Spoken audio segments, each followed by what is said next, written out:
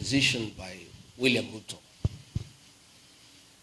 to kill our children and try to justify it is what caused a very big disagreement between me and him.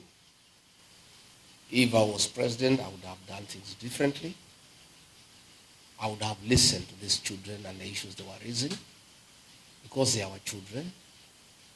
And they were not just speaking from nowhere. There were serious issues in Kenya about the finance bill of 2024. And when your children correct you, you don't kill them. You listen to them. That's what we do.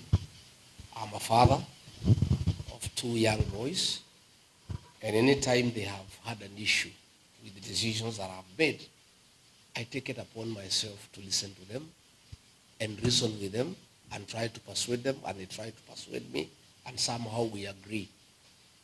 But I would never beat them up, threaten them, or harm them. So if I was president, I would not have ordered the killing of children for raising issues concerning the people of Kenya. I would have taken time to give them an opportunity to listen to them and reason with them, and we come up with an agreement on the way forward.